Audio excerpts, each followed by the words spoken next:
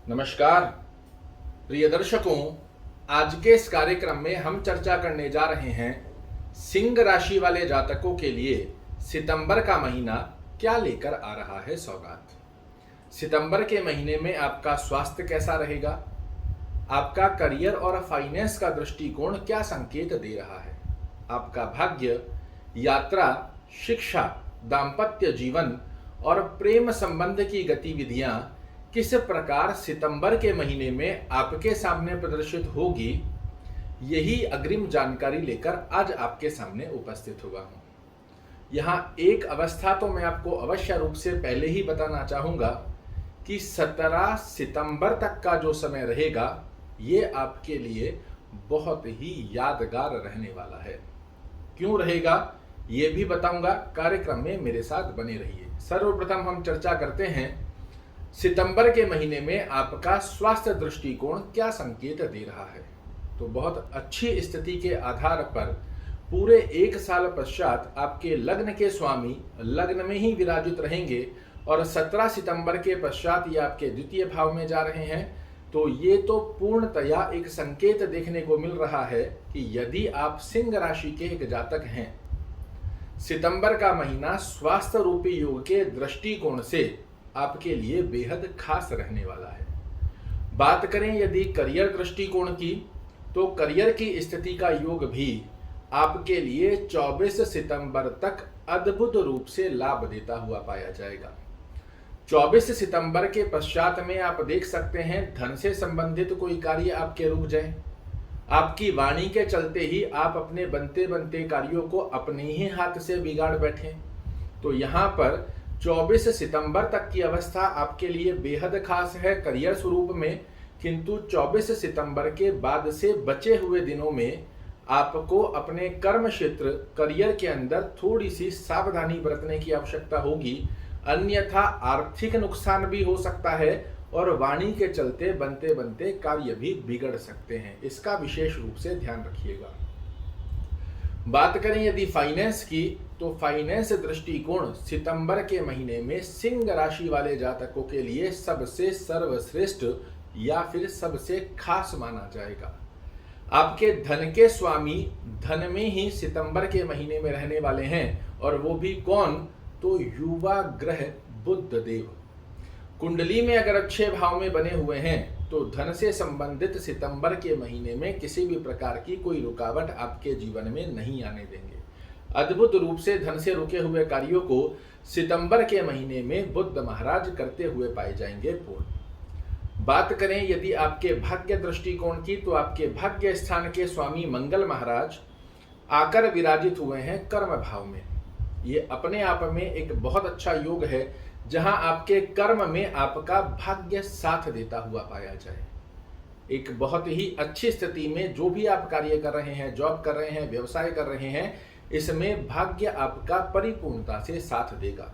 किंतु वहीं दूसरी तरफ समझने की बात यह है कि आपके भाग्य स्थान पर राहु महाराज भी आकर विराजित हैं, और इस स्थिति के चलते आपको भाग्य के भरोसे बैठने पर बार बार विवश करते हुए पाए जाएंगे। हो जाएगा, कर लेंगे, इस प्रकार की गतिविधियां, आलस्य प्रवृत्ति की गतिविधियां, भाग्य के भरोसे चीजें छोड़ने की गतिविधियां राहु देव बार बार निर्मित करते रहेंगे। तो यहाँ सावधानी ये रखनी है, भाग्य का साथ मिलना तो आपके लिए 100% तय है, किंतु भाग्य के भरोसे बैठकर अपने कार्यों में अपने समय को खराब करने की गतिविधि यदि आपने बनाई तो 100% मंगल कमजोर हो जाएगा और राहु का प्रभाव आपको आलस्य प्रवृत्ति में लिप्त कर कर आपके समय को खराब करता हुआ पाया जाएगा। तो यहाँ पर आपको ध्यान क्या रखना है, भाग्य के भरोसे नहीं बैठना। आप जो कर्म करोगे उसमें भाग्य निरंतर आपका साथ देता रहेगा, इसमें किसी प्रकार का कोई संकोच नहीं है।